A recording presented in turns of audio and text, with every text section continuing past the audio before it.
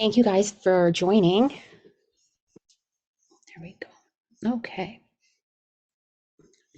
Give people a few minutes. It's been a very quiet week. I haven't been on. I wasn't able to do the newsletter this week. How about you guys? How was your week? Girls, sorry. I do that all the time. Um, well, I'm in rainy California, and Mm. so it's probably the couple hours where it's not going to rain. We're supposed to have rain continuously until Wednesday. Better than snow. I'm Mary, are not. you somewhere where there's snow? I know there's some here in Chicago. I am in upstate New York, so pretty close to Syracuse, and we still have, I don't know, maybe like 4 inches. It's clearing up some, but yeah. Well, I It was going to snowed say. briefly for us yesterday, but it's gone now. Well, I was going to say, Mary, if I lived just 1,000 foot more higher, or even 500 feet, it would be snow. California is getting the most snow. I think we've had over 150 inches this year in certain parts. And Wow. so, yeah, and then this storm's supposed to dump another, I think, anywhere from 2 to 4 feet, depending where you are. I heard that it's coming, and in my head, I laughed at Daniel, who was like, "Oh, well, it's 52 with our snow here last week," because I really think about weather too much. Um, but yeah, what's he say? It's not just snow. Big Sur is getting a foot of rain. Yeah, that's going to be tough. I feel bad for California right now. Like you guys had droughts and now you have all this precipitation and ugh, hang in there. All right. We usually give people a few more minutes. Hey, Kaylee. Hey, how are ya? Good. How are you? Good. Busy week over here. Yeah. What's your background? Oh, Mount Hood, Oh, where's that? in just outside of Portland, Oregon. Oh, nice. Very nice.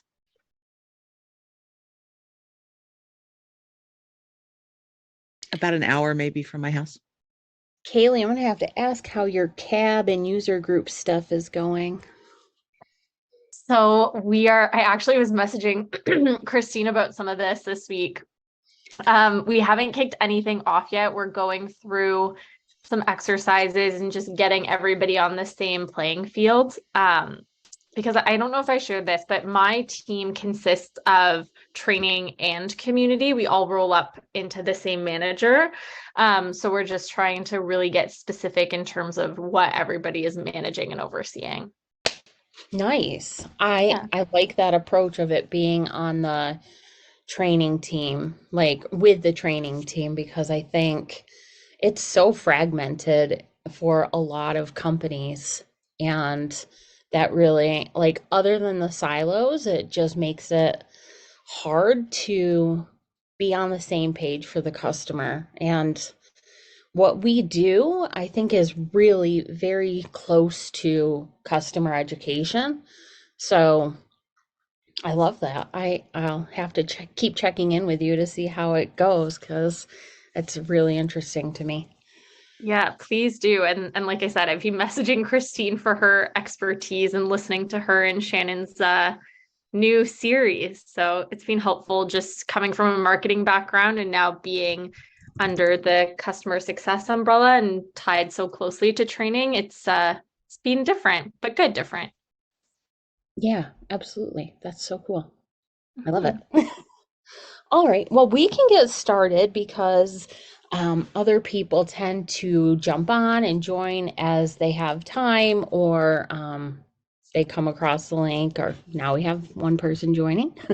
um, but we can get started and we'll have the link to share afterwards. It's already in the top of the chat. It'll be a video on green.com with the transcript. And oh, one more. Um, we have Lynn. I'm not sure how to say your last name. Could you pronounce it for me, please? Pietryga. No one knows. It's okay. I love that, Pietryga. Mine is green. That's it. Like the most exciting thing about my name is everyone asks with an extra E at the end. No, not. So I try to say green with like the color, and they still ask.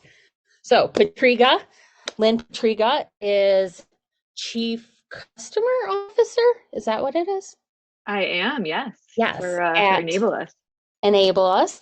And Cece Lee is from Enable Us. Cece and I met on one of the communities, and she was telling me how she has a great relationship with customer success and how important that is. And we all know how important that is, but we don't always know how to best go about building that.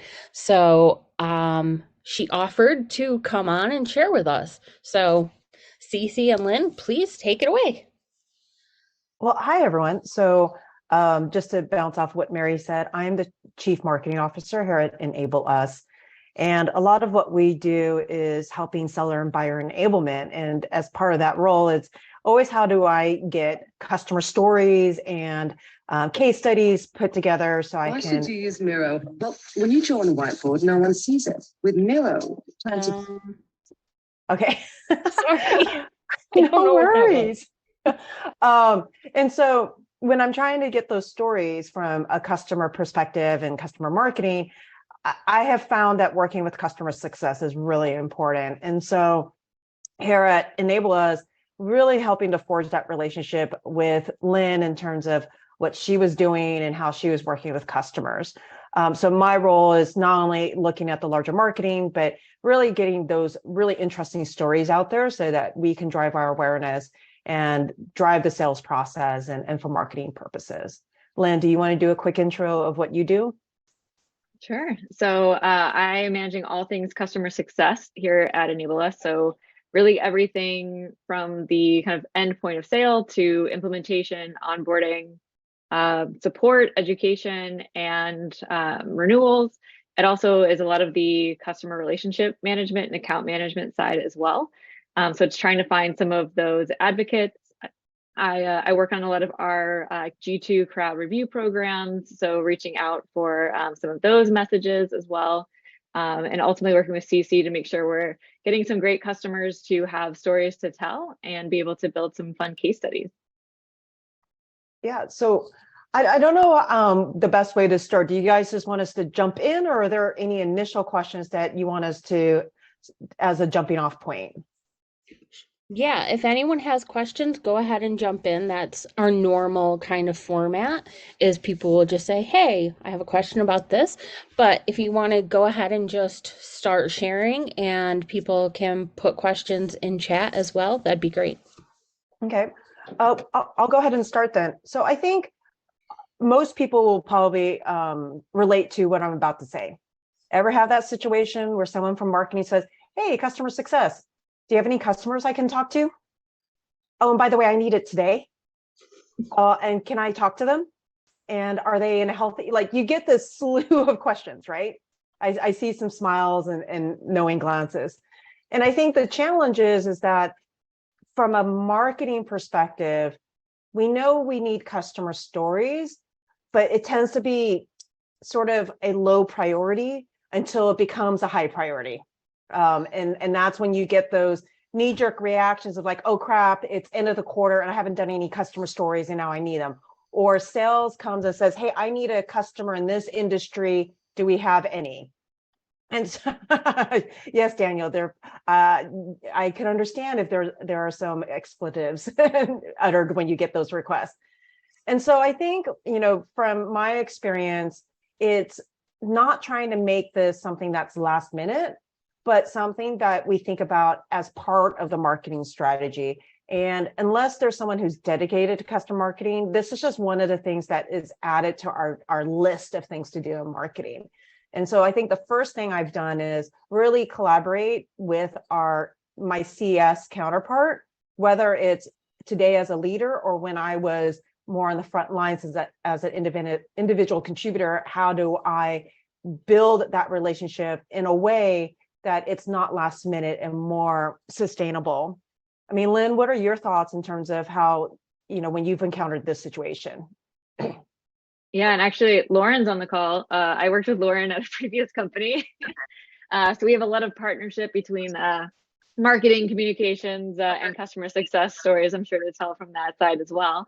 But yeah, I mean, it's really figuring out how to make both of those a priority. And I think talking with customer success, it's people who are talking to customers every day, they're hearing those success stories and making it a part of the customer success process. So it's not just the like, hey, I desperately need someone to talk to who's in this industry, having these pain points, using this product, but having that from the beginning of customer success process, right? So if customer success is hearing these great stories as part of the QBRs that they're already doing, or they're going through an onboarding process and they're hearing those early successes of, we love your platform, this is solving the pain point for us, we've done this specific thing. There's so many times that customer success is gathering that for themselves and for their QBRs and for their own stories to say how great they are to their bosses.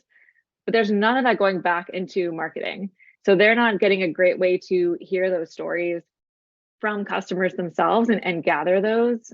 There's not a great way to easily tag what are my customers that are my advocates that are saying these great things. So marketing comes to customer success and I have to Google, like search my emails to see like what was a happy term that someone used or what did someone say. But I have those tracked somewhere that I can easily push them over to marketing. So she's getting all of that great information, know who to talk to. But I think it's also figuring out, hey, we've got these, 7 great case studies already. I would love to hear from a customer using us for this specific use case or for this particular product. So it's understanding as we onboard new customers, we want to work with them to say, this is going to be a really great customer. We want to tell their story. Customers inherently want to also tell their story. They want to look good in their organization, show the value they've gotten. So it's working with some of those key customers to say, what are you doing today? What are you measuring today? And actually having some of those great, metrics and stories to tell in a couple of months from now and sort of seeding that through in the process versus, again, just starting from like the immediate, who can I talk to? What have they, what have they done? What are their feelings? Actually having some of those like metrics that you're tracking from the very beginning, I think is a huge part of that as well. And so going to that point, so we're taking one step back, how many people here have actually joint KPIs, OKRs, whatever abbreviation you use, but have you ever sat down with your marketing counterpart to set goals that were common across your two teams when it comes to a voice of a customer type of program? I have not. Christine says we just did that this year. Christine, can you share a little bit on that? I've never even considered mutual, like joint KPIs like that. I know it might have come up before, but that's interesting. We did it as a result of the emphasis that we're placing this year on community as our customer information hub.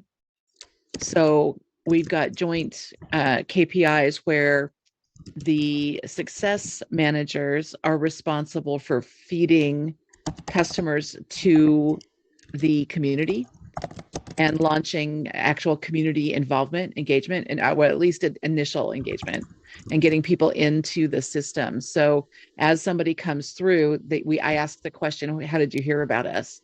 And the one of the options is my CSM suggested I join. Mm-hmm. So we have that as an option. And then we flip back to the story idea and the CSMs and I together help build out our Customer of the Month program with suggestions on people to contact and connect with. So there's the two places where we're seeing it the most emphasized, at least this year, as our starting point. And just to ask to sort of click into that a little bit more, were those tied to a larger corporate goal? I mean, okay. Yeah. And I think that's really what the root of this is. And I see Mary's question. And so we'll dig into this now. I think, but it sounds like from what I'm sensing, most of you do not have that type of joint alignment with your marketing counterparts, correct? I don't think that that's a very like super common thing in the Mhm. industry. I don't know. I could be wrong. Daniel, I wonder if you have any thoughts on this because you talk to a lot of people as well, and you might be doing it with your own organization.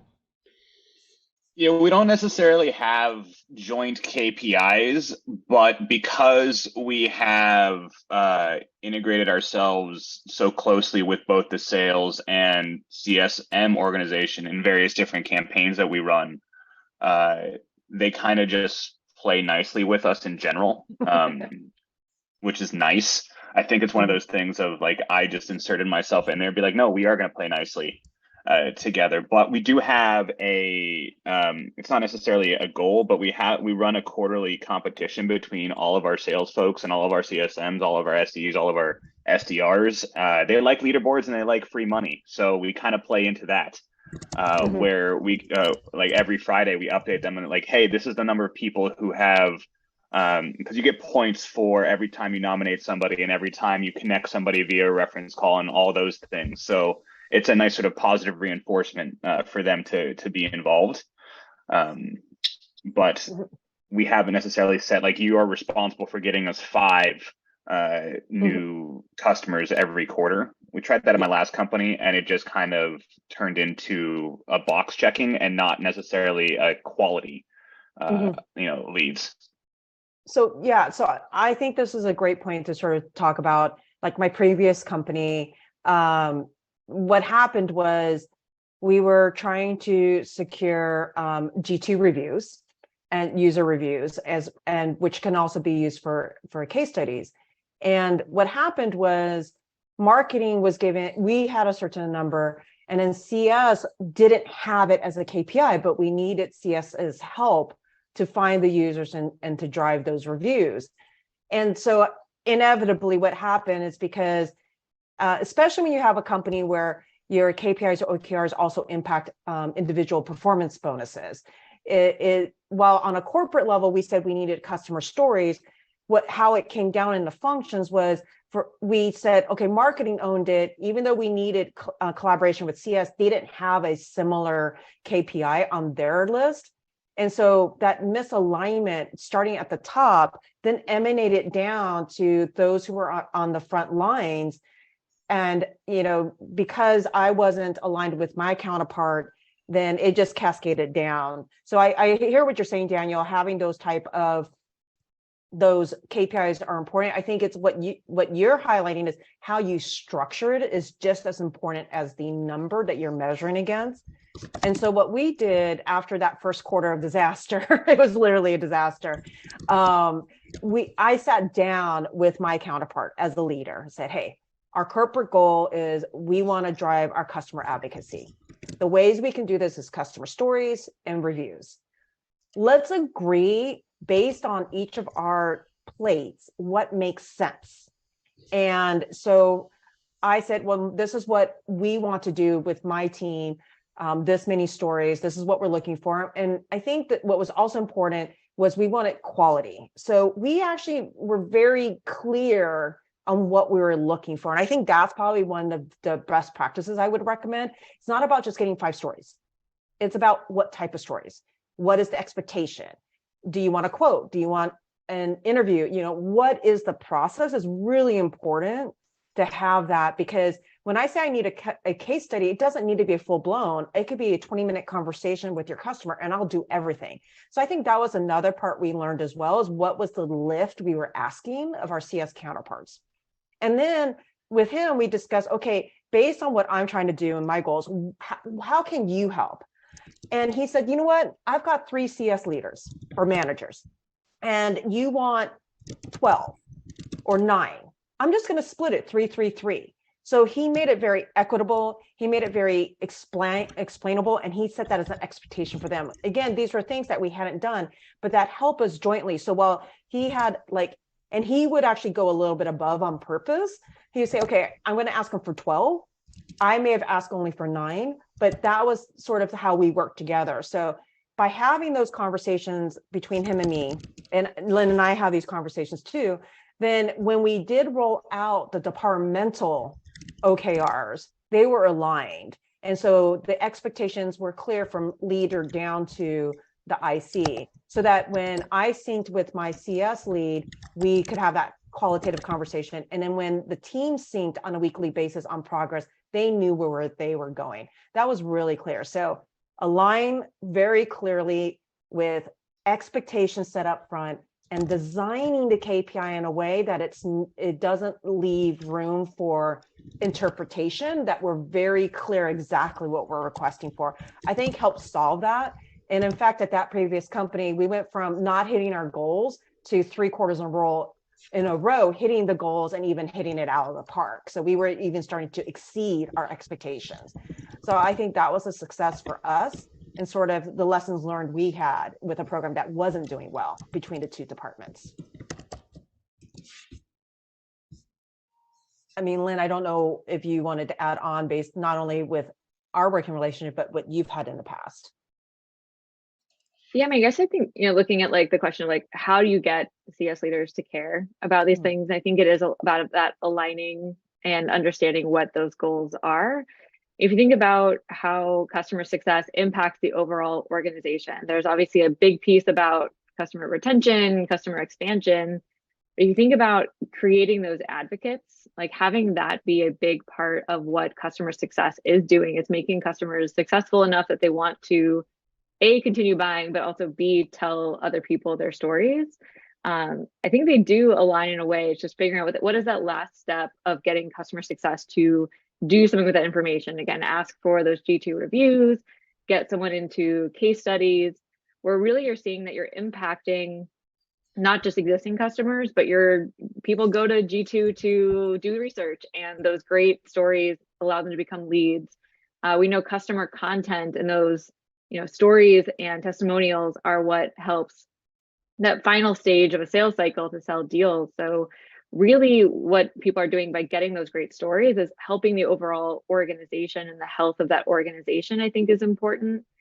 I think also for the CS department as a whole, talking through what's going well, what other customers are measuring, really helps the customer success processes as well.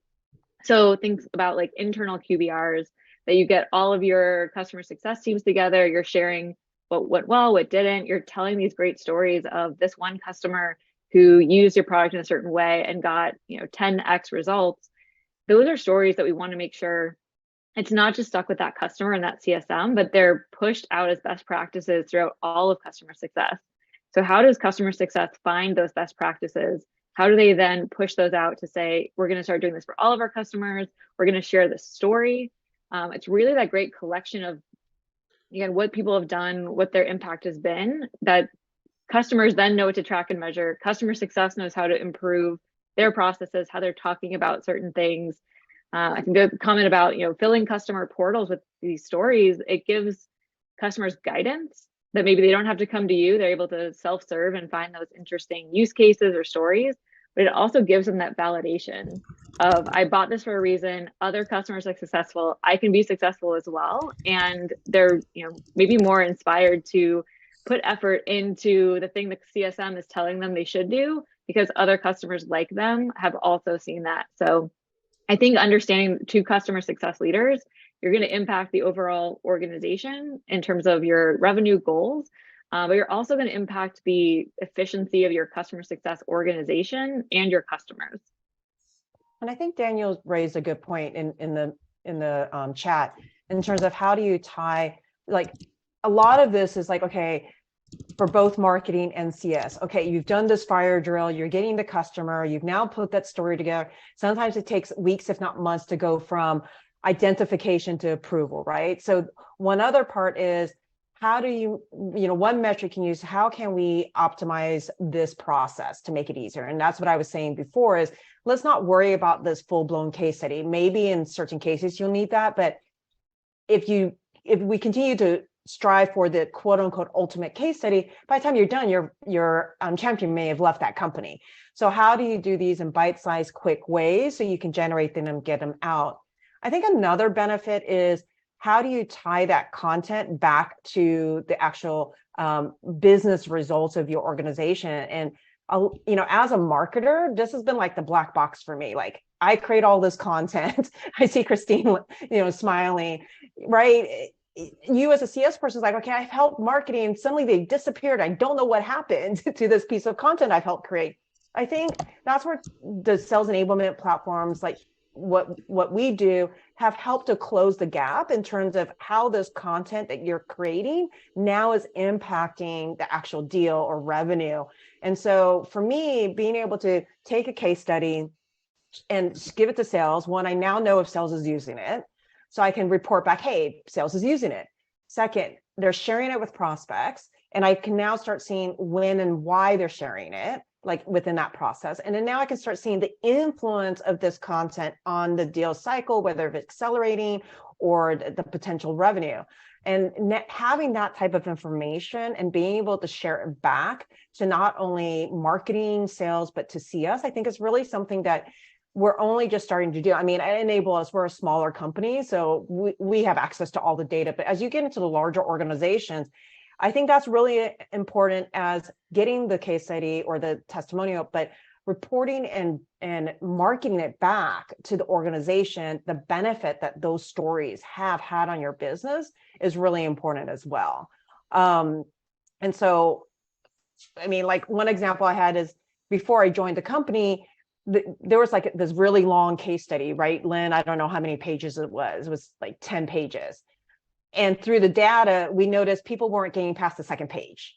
So now we shortened it. So that informs the process and how we can really make these testimonials a lot more useful. And therefore, I can go back to you and say, hey, I don't need something big. I just need enough so I can create one page. So it sort of informs the process and that relationship building.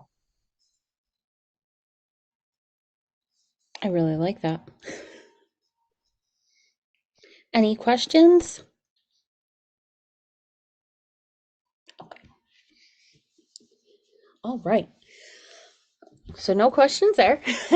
I like that though. I like even the being able to figure out that people weren't getting past the second page, because we just a couple of weeks ago were talking about different ways of creating your case studies, and I think that's something helpful to know. One company did not have, like, customers didn't get past the second page of a really big thing.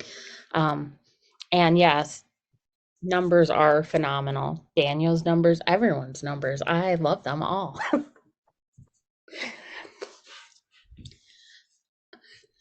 And so before we end, I mean, so are most people CS? Daniel, you strike me as someone who's in marketing based on just the comments in the chat. Most Yeah, of us are, I'm in oh, marketing. sorry. Most of us are customer marketing and advocacy. Oh, okay. My Yeah, apologies. I thought I made that clear. I'm sorry. I don't, sorry. No, it makes sense. I don't know why you did make that clear, but for some reason I thought we would have customer success on here too. Oh, yeah. Well, Oh, last week we had, was it last week? I can't remember. Like weeks are just taking like months now for me. But we recently had Jan Young, who is a customer success person, and I think like in a lot of ways, customer marketing and advocacy people can feel like we are kind of doing some customer success at scale a bit, especially if you have communities and other kinds of initiatives and projects going to help customers in different ways. So I'm always open and to learning more about like the customer success ideas and stuff. So yeah. well, one final thing that I found that has been useful, which cross-departmentally, so sales, legal, finance, and CS, is the contract. I don't know how many people have publicity statements in your contract, but I've always tried to work with legal first to find out, what does my publicity statement say? Two, can we add more? Because sometimes it only asks for a logo and name. And I'm like, no. Ask for more. Let the customer or prospect take it out. Don't start with the less, start with more. And then as that contract goes through and red lines and finalization, the challenge is that contract sometimes doesn't hit back to marketing. And so I've worked with CS because they're involved with implementation to be able to track any contract that has that publicity statement still intact, and then to work with them to say, hey, where are we? Where's the health of this client? Are we able to, follow through on what's in the contract?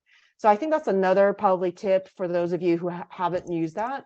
That's something I found useful as well, to be able to at least start. That's one area to start getting like at least initial logos or names, because that's a low hanging fruit. And then if the customer has things like, a testimonial, press release, whatever, being able to track toward those line items within your contract. One thing that I've seen that was pretty successful was including that in the contract language. And then, often there's, especially for a really big enterprise customer, you're going to have to offer some type of incentive. And so really baking that in so that there's, hey, here's the language, here's the price. Oh, this price includes X as a discount for including this language. And so they're actually anchoring them at the price that includes that incentive. And so if they say, we don't want that language in there about, doing the press release, using the logo, whatever it is, that's fine. That comes out, but now your price goes up. And so I think psychologically for the customer, it really creates that like sense of value and of cost. So it was really, really successful. And I'll flip Definitely. that. Ours was not successful at all to discount against logos, case studies, any of the publicity type of activity. Everybody still redlined that entire paragraph in the contract. It does get, especially when you're thinking enterprise level deals, I do agree that that paragraph gets redlined. When you're looking at SMB commercial, if that's a space that you play in, that doesn't tend to get as many red lines, depending on if it's more of a commercial that's starting to head towards enterprise. So I think, publicity clauses are great, but we do know that they can get torn out. Well, and I did discover too that Daniel and I are chatting about this kind of in the chat. I get a lot of people interested in being customer of the month. They want, I mean, they're lining up to be customer of the month. Quick recording, less than 20 minutes worth of people's time, answer 3 questions, we're done. I edited it, put some nice music at the beginning, and we're good. When I say, can we elevate this to a case study? Everybody's, oh my God, we have to go to legal for that. It's so hard, and those are tougher to get. So I'm saying, you know what, let's pivot our thoughts on that, and let's do full out case study treatments, videos, the 3-page activities, website pages dedicated exclusively to this, only for those true enterprise customers that do something big lifecycle wise, mind-blowing kinds of activities. Let's use these other methodologies, right? Testimonials and customer of the month activity and that kind of thing as ways to get at the practitioners and not have to involve legal teams and that kind of thing. And I am seeing more success with that activity in general. And I think that's a great point, is something that Lynn helped me out with. And that's where I think customer success comes into play, when she's saying like there's QBR stories that you're hearing, instead of asking for a case study, because I think it's sort of this red flag in everyone's minds that means legal approval. But if we start talking about it as a webinar, that's where I found success, is positioning it as a webinar. And that, again, that setting of expectations is only a 30-minute pre-call. I'll do all the work. Right. You just have to review. We do it a recording, and then we will do, like you said, I do a blog summary. I now have the recordings. I can cut up the recordings. I get quotes out of it, and it's all been pre-approved. And so that is one way to be able to get around it. I mean, Lynn, in your past experience, we're hearing about customer month. Was there other things that you saw in customer success and working with customer marketing that also was successful in being able to get around sort of that legal approval? No, I was actually going to mention exactly what you just said, which I know working with some of our customers to get like quotes or sound bites. And, I think not only the legal side, but I think when you say case study, people assume it's going to be this really aggressive process where they're going to have to pull a bunch of data, involve multiple teams, and like it will be a lot of work on their end. So I do think framing it more as like, we're going to have a conversation. I want you to share like what went well, what was your feedback, having some formality there, but not being like, I'm going to need you to spend a week and a half getting all of your ducks in a row. It's going to Crochet be, chain we're loop going to edging talk about creates a nice. these couple of things. And then we're at the tail end going to do all the work as well to say, we're going to pull quotes, we're going to put this together in a blog post. Like you can take a look at it, but it's not going to be a heavy lift on your side. I think that's a huge part of it too. And then I know Justine just put in the Slack channel. You know, Lynn and I work very closely on GT reviews. I have to actually give Lynn all the kudos for our reviews here at Enable Us. But I think if you have their programs, one of the benefits is they do have a lot of marketing things. You can turn those into reference pages. I don't know if you all are familiar with that. You can pick and choose certain parts of the quotes to create a page about certain themes or products and services. But being able to leverage that for marketing has, you know, it's been good. And the one thing that I'm looking to do and working with Lynn is that's also good feedback on messaging and testing, and just sort of through conversations she's having with customers and through those reviews, how do I leverage it back into my messaging, which is probably a different topic altogether, but the reviews themselves, I definitely use in marketing. I found them, especially with our area, since we do target like SMB and mid-market type of companies. Yeah, I think that looking at the chat, some of the interesting things, you think about like case studies, like is the goal peer validation? So is it trying to figure out like someone else was successful, therefore I could be too, and I want to buy something? Or is it truly sharing some of like the customer successes? So like, is it something more for like an online community or customer portal, those type of things? And I think some of it, you know, can be both depending on how the, you know, interview goes or what the process is that you're working with that customer. But I think there's definitely two sides of that, which is more of that peer validation, which maybe is more of that G2 review versus if us as a company put something together very formal, obviously we're telling the story we want to tell, versus that if it's peer validation, sending them something G2 review, like Cece mentioned, you can create a page. Here's all the reviews we've gotten from our marketing personas. Here's all the ones we've gotten around sales user personas. Here's what we hear about people solving this pain point versus, and you can have these like tailored pages where it's still that like telling the story you want to tell through peer validation, but it still is looking at from their words, you're putting that together versus here's something we've manufactured and we're putting out there for you, but you can hear from some of our customers directly.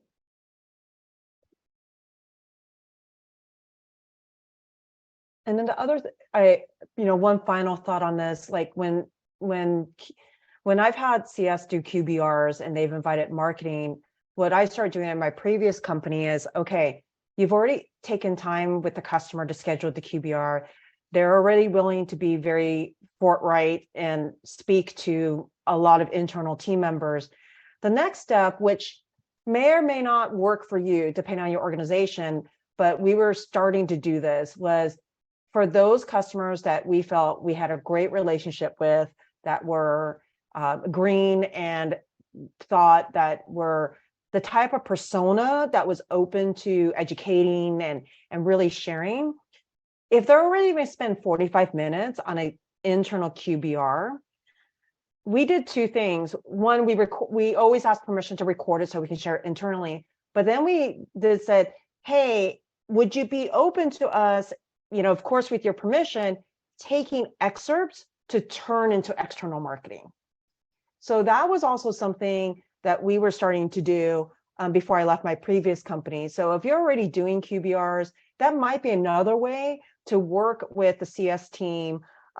Again, knowing that you have to think it through when it makes sense and what comes out of it. But sometimes, part of those QBRs is what went well, what didn't do well, and how did we address it. That's a great story to tell, especially when most of the buying behavior is done self-service today. The best type of reviews are not only the 5-star positive reviews. It can be those reviews that also look at not only a problem, but how you've solved that problem for them. So that's another consideration that I've worked with CS on in the past.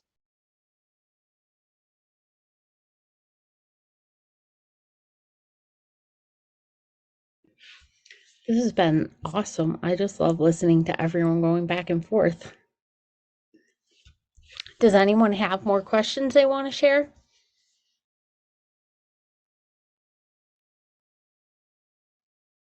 Okay, quiet. um, let's see. Cece, did you have more that you were going to share? No, I think that's everything. I mean, really appreciate everyone's time and the conversation. It's something that I've worked on in my past, in my life in marketing. And so being able to hear different ideas and thoughts of how to do this is definitely always very fruitful for me. Yeah, absolutely. I think that's the biggest benefit of these calls is even when we come in with no topics or, with a topic like today is we start to share this is what I've done. And as other people jump in, we come up with so many actionable ideas and things that we can do to improve what we're already working on and kind of just brainstorming with a mastermind of people that are in very similar positions. And I know as I write about the calls coming up and I'm like, people should join CMA Weekly for our calls every week. I'm always trying to figure out the best way to share that. Like, come bounce your ideas off of people. So it's great to have you come in and share with Lynn and give us these ideas. I've taken lots of highlights through Grain, and I'll go through that over the weekend and be able to share that on Monday with you and Lynn and enable us and on LinkedIn. But this has definitely been a really great call. It's helped me a lot to think about that relationship and other ways to go beyond just the things that I've done in the past. Does anyone want to move on to other topics, questions, insights, just things they want to talk about in the customer marketing and advocacy or B2B tech or something space?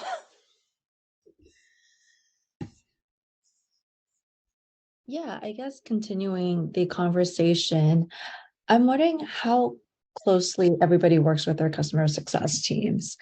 And if you have any influence on what their OKRs and goals are, or is it pretty siloed?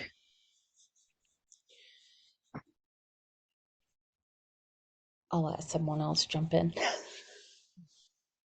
For my team, I can just keep going. I'm actually part of Demand Gen, so I roll up into marketing. The customer success team is a whole different team, with their own head.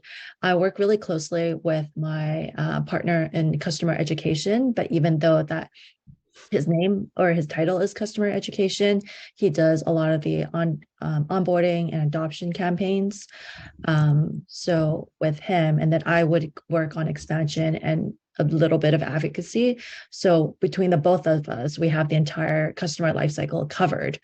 But like even him, he doesn't really have that much influence on what like the broader CSMs and CX teams are doing.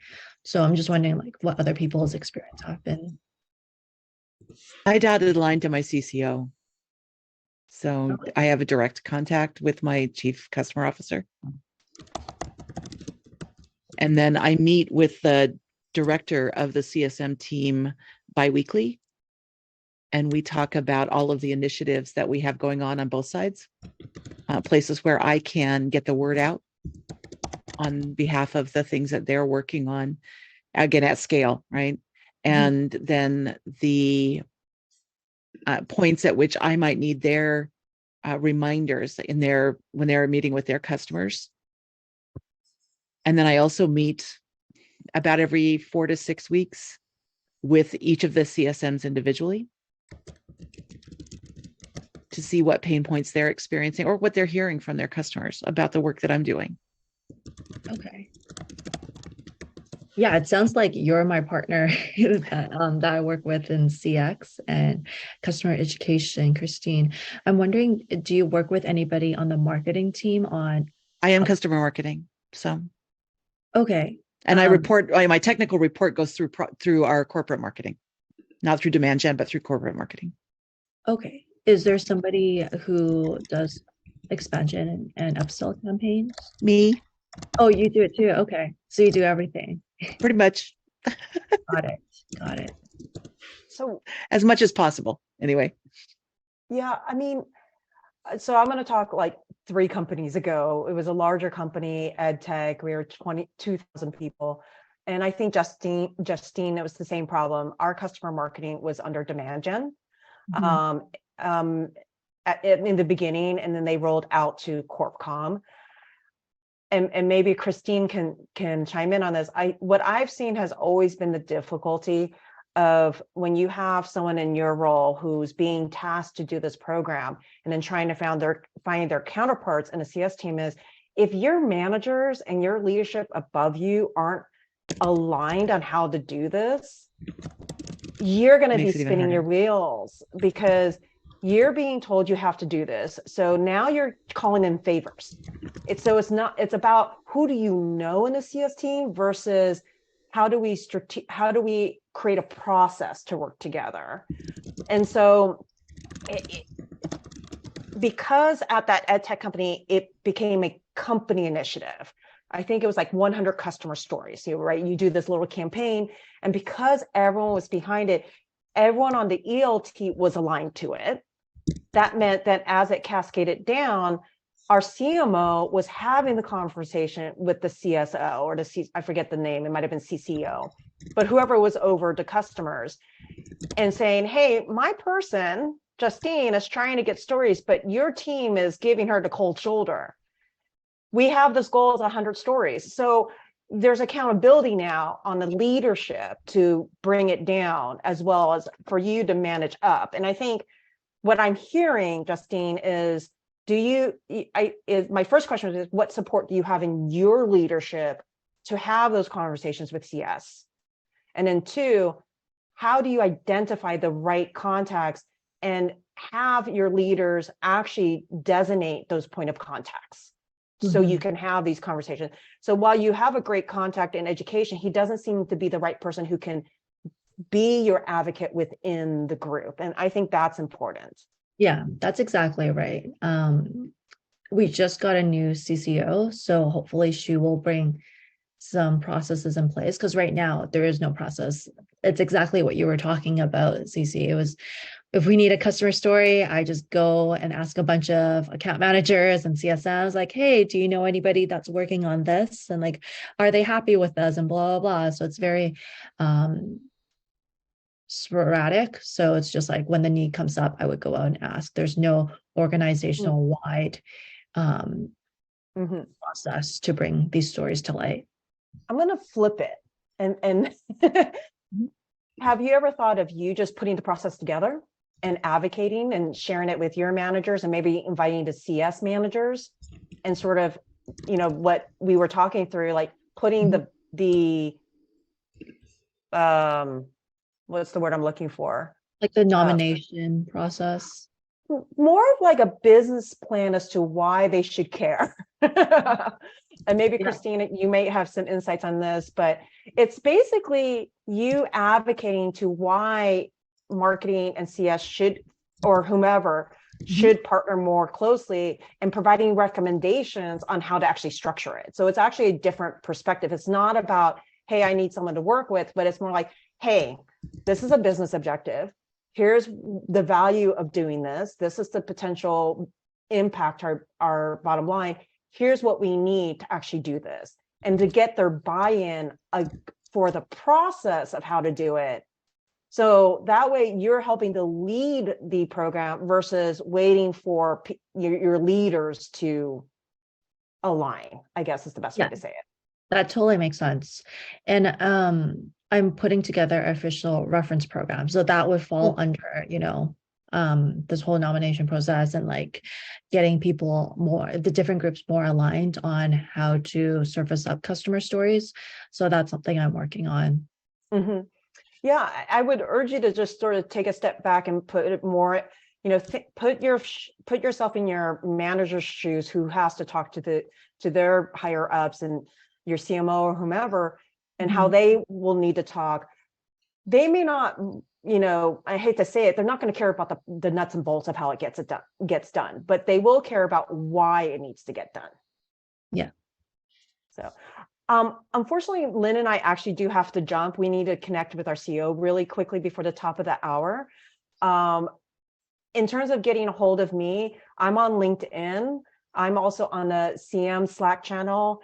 And you can get a hold of me via my email. It's really simple. It's just my first name, Cece @enable.us. I'm more than happy to answer any questions. And also, I need to start joining this call. There's some really good insights here.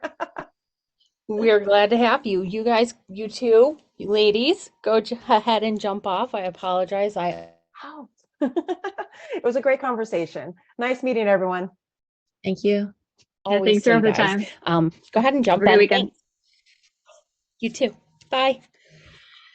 For anybody else that wants to stay on, we can talk about anything, whatever you want. I can even turn off the recording if you'd like.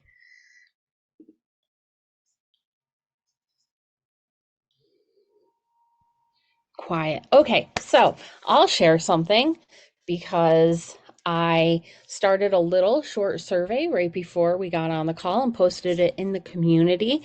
And it's just something I've been thinking about, and maybe you guys would have some, ladies, you people, you all will have some feedback for me.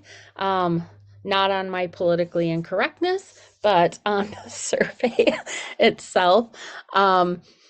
It basically, I've just been thinking, I talk to so many people in customer marketing every week. I usually reach out to 20 to 50 different people on LinkedIn just to say hi and check in and see how they're doing and what's going on in their customer marketing and advocacy world. And I thought, something very simple that we don't really know is how satisfied are people with their tools? And that's important to me because I get a lot of people asking, what tools should we use? Who's happy with the tools they have? Do you know anybody that would talk to me about XYZ? And while that's not going to be covered in the survey, the survey is just 3 questions. It's what's your LinkedIn so that I can make sure you are a person and that it's a unique response. What main tool are you using for your customer marketing and advocacy efforts? And how satisfied are you? With a couple of places for comments in case you want to share, like, we just bought this tool and we're still implementing. So far, I like XYZ. I'd like to get a couple hundred people responding because I think it'll be more helpful. But what do you think about this short type of survey? I like the number of questions. It was really, really nice to do something that was simple. That is exactly what I was going for. Short and simple, because we get these surveys that are so long, and I know that they're helpful for the industry, but I'm like, I don't want to have to go through all of this in the middle of my day. And while I could say, oh, I'll take 10 minutes at the end of my day on Friday, unless I put it on my calendar, it won't happen. So it gets lost in my email box. Yep, it definitely does. And so I'm even thinking I can just reach out to people on LinkedIn and say, hey, I have 3 questions that I'd love for you to answer. If you want to answer right here, I can put it in the form for you and just get some of this feedback. Yeah, so if anybody else has ideas or thoughts on that, or I had somebody reach out already and say, some people aren't supposed to share that they're customers for different tools, which I thought that was interesting. Has that ever come up for any of you? I have customers that can't publicize that they're using us. It's really common in like finance. Yeah. Government. I mean, okay.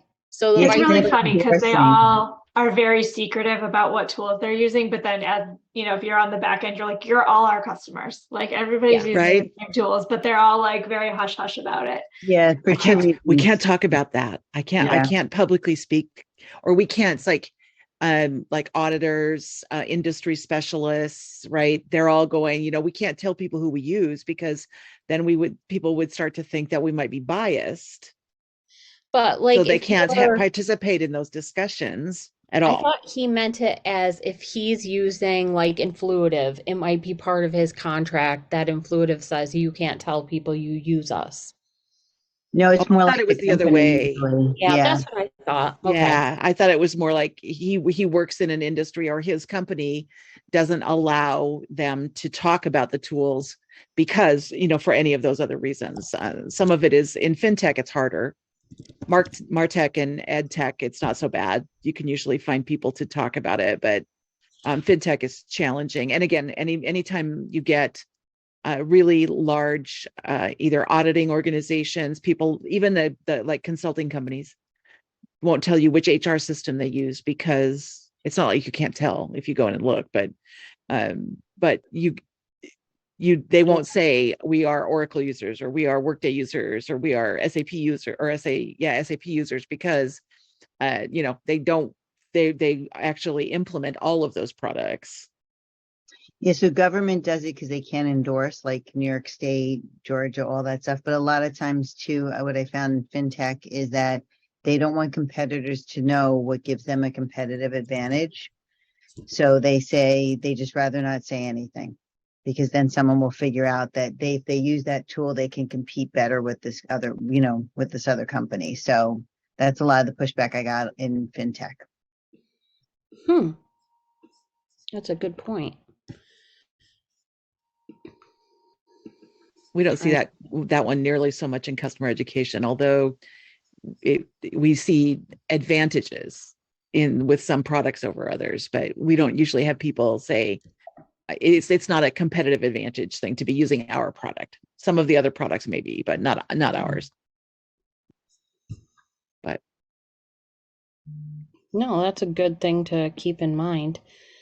I'm trying to think, like, what other ideas would you like to see covered from short surveys like this?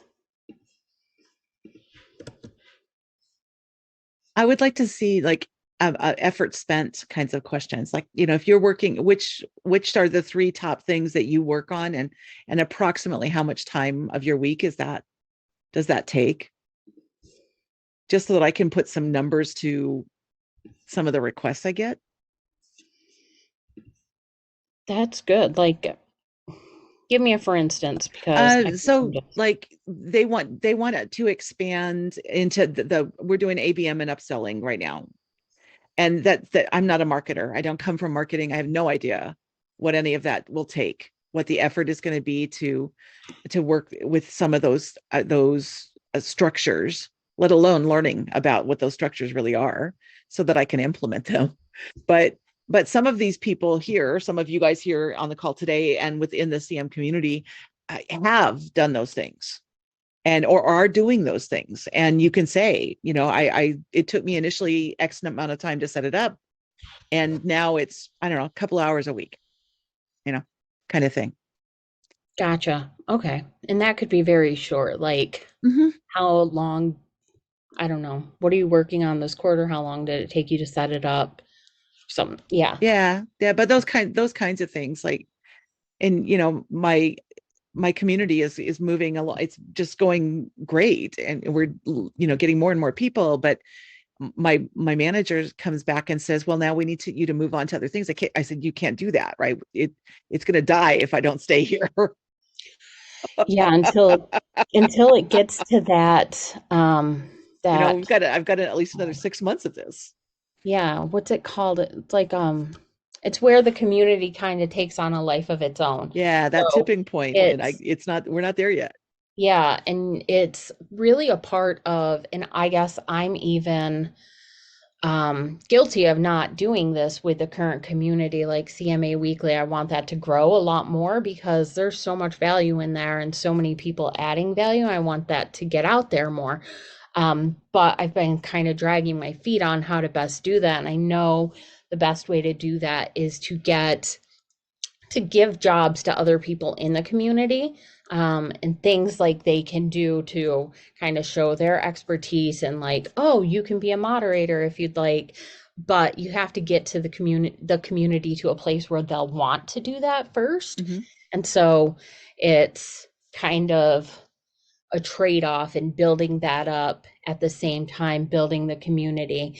And then once that happens, it frees your hands to do more things. But in the interim, there's definitely some work on that. So yeah, I mean, I'm happy to talk to you more about it. I love talking about community. Oh, yeah. And I just referenced you today. I invited a guy I talked with this morning into the community today. ooh, thank you.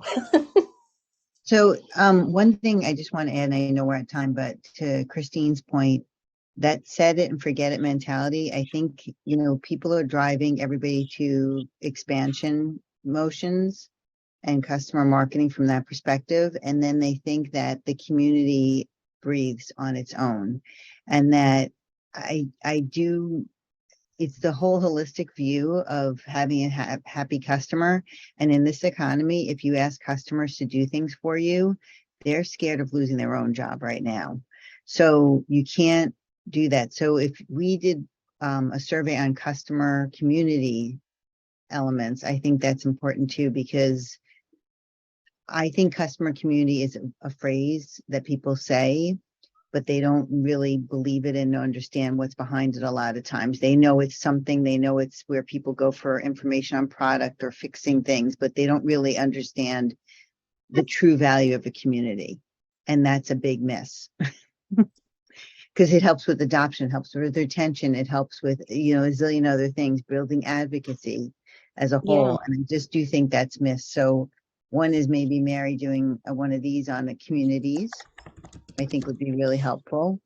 And then also maybe a survey on communities to maybe help Kristen out on that tipping point, especially in this economy. I think people have to look at everything from a different lens, and that's a mistake that's happening. Yeah, absolutely. Really that like flywheel, right? And how do you get that going? And I think a lot of people are like, we're going to come in and we're going to do the advocacy and we're going to do the expansion. I'm like, but where are you getting your advocates from if you're not doing all of these other things Exactly. along the way, And you right? can't set it and forget it, and you can't just say it happens. Yep. Yeah. And It's all intermingled. that's right. And like what we were just saying with case studies, I will tell you the biggest argument I always have with case studies, everyone's like, how come that's not done yet? The customer doesn't work for us. So that's, I just think having rebuttals in a obviously professional kind of way and information more in communities, I think there's so much value there. So that's something that I'd be very interested in. Yeah, thank you. And I just want to ask Lauren, what company do you work at? Can I ask? Sure. So I'm a free agent. I'm becoming, I think, a fractional, my goal anyways, to do some fractional work for folks in the customer marketing advocacy space. I was at 5Tran most recently. But Okay. pretty much our whole team was Well, casualty. Sorry. Yeah, 3 out of 4. So that was a bummer, but onward and upward. But I'm really excited to get actually like my favorite part of having a job is having a new job. So I'm thinking if I get to do some of this fractional stuff, I get to kind of be that in that new kid mode all the time. So, so that's what I'm thinking about. And I don't know, I know there's some other folks, obviously like you, Mary, that do fractional work, and maybe that's something else that we can create sort of a sub community around. Yeah, I'm definitely really trying to think about different things. And I'm also, because I am contracting and doing more consulting, I want to work with, like, talk to other contractors. And like, I'm a person that thinks like there's enough room for everyone. So I'm not stealing work from you if we are both in the same space. And I know other people feel like that too, like Alexi Glover. She's fabulous. And honestly, like at this point, I would refer people to her. Like I will do all the community work, come to me for community stuff because when Alexi gets on like references and stuff, she kills it. I can do that stuff, no problem, but she's just so good at it. But the reason I Who's ask is that? because Alexi who? Sorry. Glover. Alexi Glover, she's with Porter Consulting. Okay. Yeah. But the reason I ask is because I know that um Elise and Wendy were looking for work as well at some point, and this week I was thinking about all these events we have every year, like Customer Marketing Alliance their event is next month, and I'm like, you know what would be great is if I could take people that are looking for work and do like a workshop week where you share like what something you did and help people workshop through that instead of just here, listen to what I've done, but here, let me work with you to like help you implement this in some way. Because then that helps with like interviews. You can say, hey, go look what I did here. And it would help, I think, the industry as well, because there's so many of the same people talking, and that's great. I love Kevin Lau. I love Liz and Dina. Like they're great. But I think where we tend to drop the ball a little bit is like implementing some of these things. Like we can say, oh, you just sent an email to customer success. What do I say in that email? What do I specifically write out? What is that template? Because messaging is a difficult part of all of our jobs in marketing. So I just wanted to share that with the three of you while you're on here. And I know Christine always loves everything in the industry. So I know she and Shannon Absorbing. yeah, would be interested in things too. And so I wanted to float that idea out there to you ladies in case there's a specific area where you think like people need to learn this and I could teach them and help walk them through that and get them started in a way that they'll be successful. Amid all these calls where we talk about things but don't always get to that point of implementation. Hey, Mary, So, this and is, I think I see, oh, sorry, Wendy, go ahead. well, and now you're going to hear my dog. Mary, that's a great idea. And I have been considering getting into maybe some contract work on the side. So, I mean, I would love to be able to be a resource or help in those areas as well. So, Yeah, think about what kind of workshop you'd want to do and reach out. you know, anything around customer advocacy and starting up new programs from scratch. I mean, that's kind of where I think my specialty has been. I've worked a lot with the vendor point of reference, so I know that tool really well if people are interested in knowing how to implement that tool and make it successful. So I know there's a lot of work to it, but we're seeing a lot of questions about tools. Maybe we should be thinking about doing something along the lines of, here are some of the big questions you have to ask if you're looking for this kind of tool. Yes. You know, right? These are the things that you need to be paying attention to. I'm just getting ready to do a bunch of that with AI. So but Christine, that is awesome. That would be a great, like, we're launching this. We're going to do, I was thinking a mid-May workshop week for customer marketing and advocacy because I like alliteration. But a great thing would be like one of the themes we're doing is picking the right tool. And here's what you need to be prepared and think about before you come to that workshop week. So release that video or whatever, like a week, you know, a month before or something, and share that so that people are prepared. That's because I've been in a lot of conversations in the last month, probably last 4 weeks on, you know, we're thinking about community, you know, what should we be doing?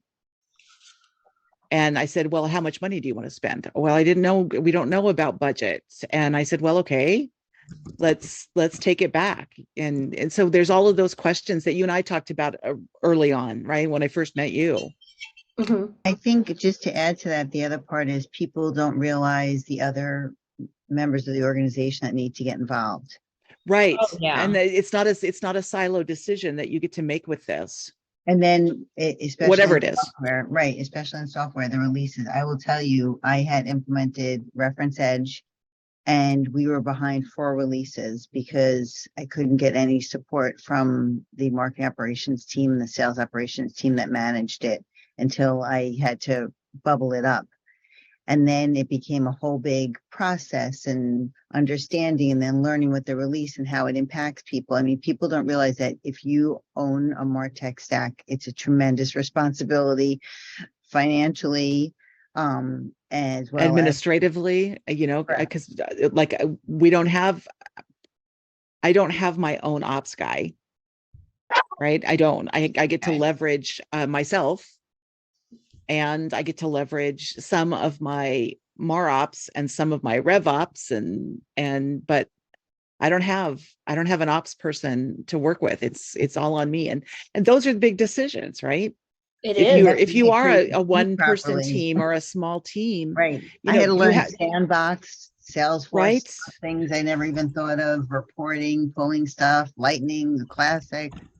It was a great experience, but it's just something that you don't expect. And I'm a marketer at heart. So I'm like, what the heck am I doing with all this stuff? Someone's supposed to have it for me to use.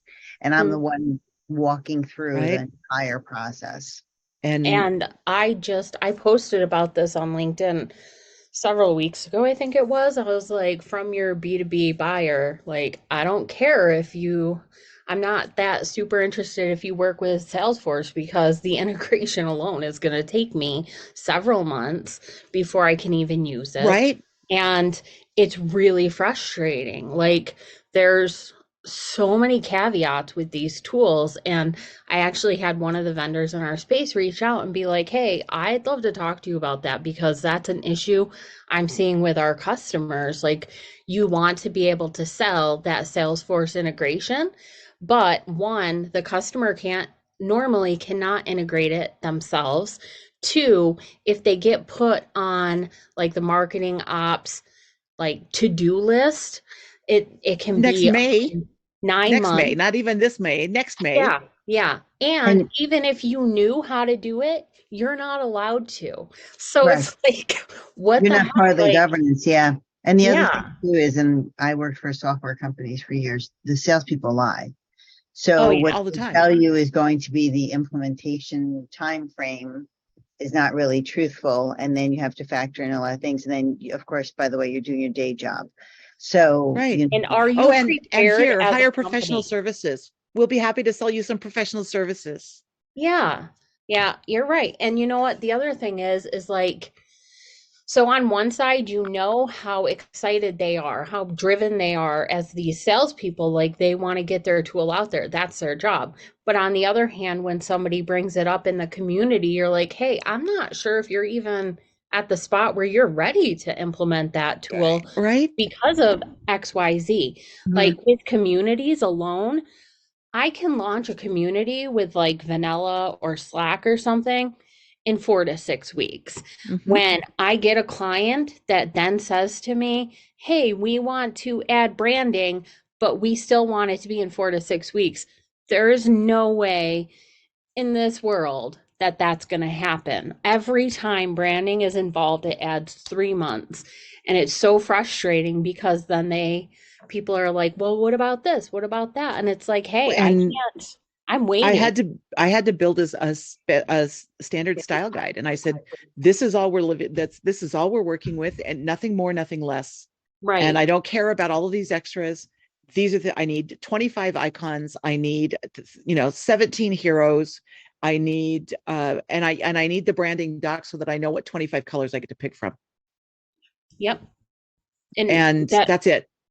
yeah, then get out of the way. And to Exactly. implement some of these tools, it's like, I just did vanilla with one of my clients, and at the last minute, they were like, oh, we want to have a different type of design on the front page. Can you get this done by the end of the week? It took me like 18 hours in coding. I'm not a coder, but I was like, I've got to get this done. They've spent so much money on me that I have to get this done. But it's just really frustrating because the companies don't say, it takes this long to implement.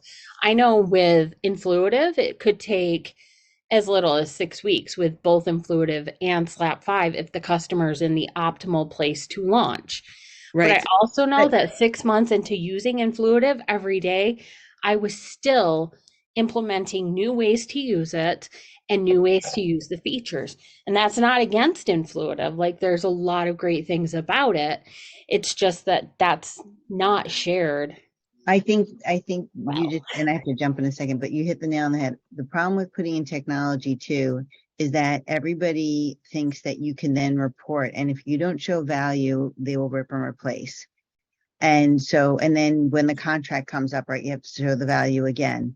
So that's the other thing too. When I put in Reference Edge and I was able to show value just from their dashboards and they made everything easy. I'm a big proponent of Reference Edge. I think it's fantastic.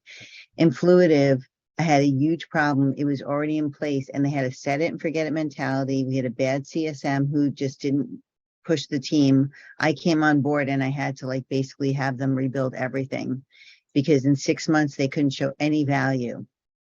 And they didn't even have personas set up on like the different people that would be involved in it. It was all messed up. It was like a zigzag rat's nest of usage, right? Different groups were tapping into it, no governance. So these are things just from a structural standpoint, when you implement technology, what needs to be in place, and you have to be a strong enough person. And I know that sounds obnoxious, but it's true. Like you have to be the voice. You have to be the voice, right? You could, because And you the have to tools push it. are, Yeah. And yeah, you cannot sit back and watch it happen. That's what happened. The people who put in Fluitive when they came on board at Reich just watched everybody just take over and they're like, yeah, we did it. Well, we implemented. And it was just crumbling and being evaluated from the back end about ripping it out. And they didn't even know. They were totally blindsided. I was like, no reporting, no nothing. So, and it's a learning curve, right? But if someone could have told this team, and because I came on board and right. told them ahead of time, like they would have That been, you should have been thinking about this stuff before you even brought this stuff in. yep. And the only thing they complained about is, well, that's so sad. They're going to rip and replace it. And I said, but you've never showed them value. You just said you did it. Well, I did do it. That's great. But what is the company getting out of it? It's a company. It's not a person. It's a company. Yeah. So those are things like maybe from a perspective of technology to put into place too, of just educating people, just basics, My because you live it. favorite stat was when I was in recruiting. I would come in and I would say, okay, after you finish this, I will be able to get you 17% of your time back, which is like a day, almost an entire day of a week, right? 17% of 40 hours is almost an entire day. Wow. And you can go do things that are more important, are more involved, are more time consuming. And you don't have to then Your brain. yeah, and that's and if I can think that same way about all the tools that I need to purchase, that I need to involve people with, then I have to be thinking those same ways, right? I have to be seeing, what can I do in 3 months or 6 months? What kind of value am I going to show once we do this, right? Once this thing And is also here. people want to build it in-house. Like my CMO, who I adored at NICE, kept saying to me, I'm going to rip it out and we're going to build in-house. And then I literally had to go around and find out how long it took to build basic stuff. And I was building something more complex. And he kept saying, but we got to save the company money. And It's not saving the company money though, because it's going to take you 12 years to get it done if you try to build it yourself. Right. Yep. That's what I say to people with community. They're like, well, maybe we should just build it in-house. No. What tool set are you going to use? Salesforce. They all say Salesforce. Everybody Salesforce. Salesforce. Liar, pants off. No, but then you purchase the Salesforce tool you need anyhow to help to build it. So what does it matter? We had at HubSpot, we had an in-house tool for community that was like just for inbound.org with 40,000 members. And on our salary, we had 2 people on full-time salary that just took care of that platform from the back end. So there's at least 3 people then that have to do that, because I was running the community. The 2 people on the back end were taking care of the coding and stuff. We had to outsource design and all of that. Like, that was 8 years ago. Well, and I can't even get a budget for any outsourcing. Oh yeah. So when we And got that, like, and they were probably making close to 200 each. Like, do you want to spend 30,000 a year on vanilla, or do you want to spend 500,000 a year on those two people and their salaries and And just the a little tools that bit they would extra? need. Yeah, and then like, when there's a redesign, nice, we redesigned every 2 years. So oh, try redesigning the look of your tool as well as all the case studies and the this and the videos. and we So want to make it fancy and modern. right, exactly.